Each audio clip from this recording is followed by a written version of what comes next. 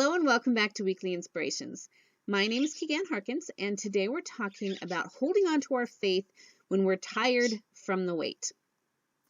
I think that I can honestly say that this is the hardest thing for me.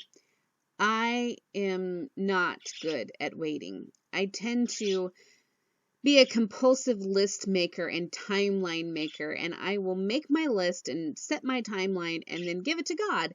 And then I get discouraged if it doesn't work out according to my plan. That's not the way God works. And I'm learning to appreciate the wait.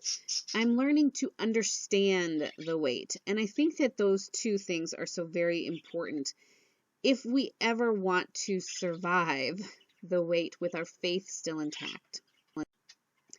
There are many, many reasons why God brings us into seasons of waiting. And if you follow my daily devotional video series, Coloring Through the Bible on YouTube, you may have watched the video where I talk about how Noah had to wait to get out of the ark. It's Genesis chapter 8. And we read that Noah waited not because God was preparing him, but because he was preparing the situation for him. And I think that there are times when we forget that God is doing things we don't even see. We tend to view life from our own perspective, but we need to remember that sometimes we wait because God honestly is changing our hearts. He's teaching us and He's preparing us for what He has in store for us. And if we miss the lesson in this period of waiting, we're either going to have to repeat it again and again and again, or we're just going to fail miserably at the next season in our life. I think those times maybe are a little bit easier for me to understand. When I see how God is working on my heart while I'm waiting, I can see that the purpose of it. And I can kind of put myself wholeheartedly into the process of being prepared. But when I'm having to wait and I have no idea why, when I know I'm walking in God's will, I'm having, my heart is right with the Lord, and yet I'm still waiting and things are falling apart and I'm still waiting for things to come back together. That gets frustrating for me. But I need to remember that sometimes we wait because God is changing us, and sometimes we wait because God is changing circumstances for us.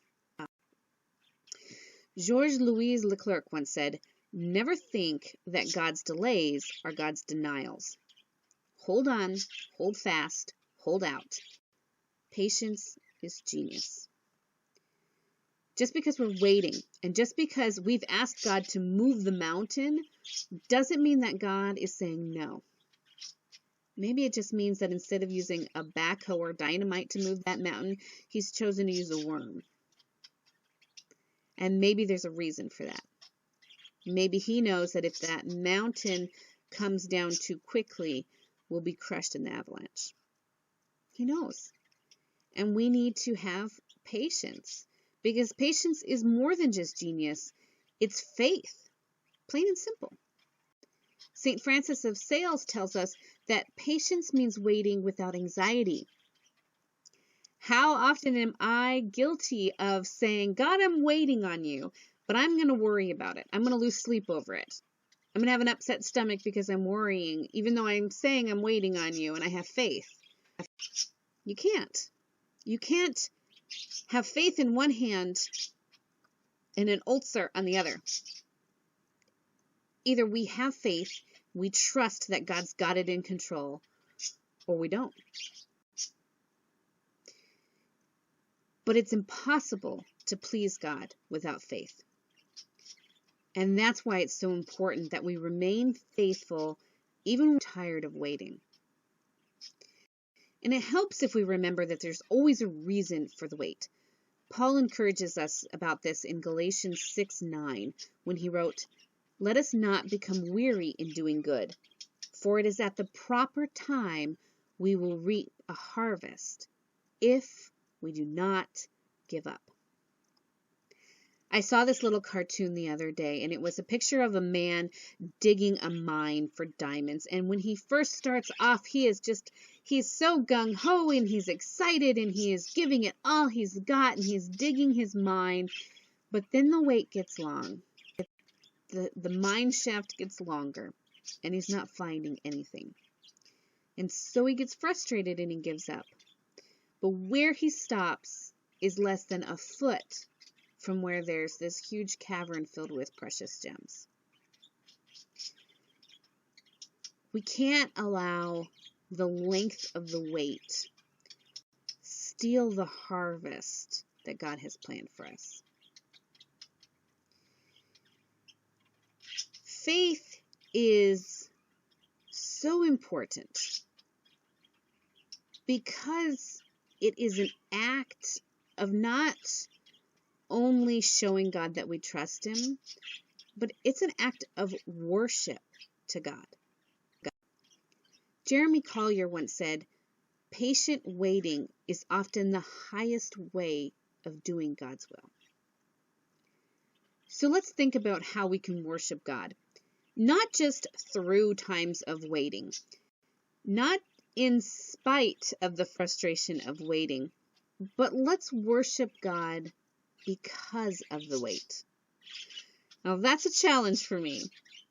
But James chapter 1 verse 4 tells us, "Perseverance must finish its work so that you may be mature and complete, not lacking anything." There's a reason for the wait. And remembering that, and not just remembering that there's a reason, but being thankful for whatever obstacle is causing you to have to persevere. It may just be the difference between growing closer to God and going crazy with worry and anxiety. I hope that no matter what obstacle you are waiting for God to remove, that you've been encouraged today. And the next time that you are faced with this mountain that doesn't seem like it's moving, I really want to encourage you. First of all, go before the Lord and make sure your heart is right. If that this isn't a time of waiting because God is trying to change you, because if He is making you wait so that He can grow you up, then jump on into it. Learn the lesson that He has planned for you, because you're going to need it. And you don't want to repeat it again and again and again. And if that's not it, then just worship God through the time of waiting, because you can have complete confidence that while you're waiting, God's moving. And we need to learn to associate faith with waiting patiently. I believe that we can survive the wait so much better, and perhaps even learn to look at waiting as an act of worship and a privilege. As always, there are free worksheets that go with this lesson, and also many more free resources and lessons by myself and a number of other famous teachers, fabulous teachers. I don't know if any of us are famous, but they're fabulous. You can find all of that available at our website, Hebrews4ministries.com. Please be sure to subscribe to this YouTube channel so that you don't miss out on any of these weekly inspirations. Thanks for joining me today. Have a truly blessed day.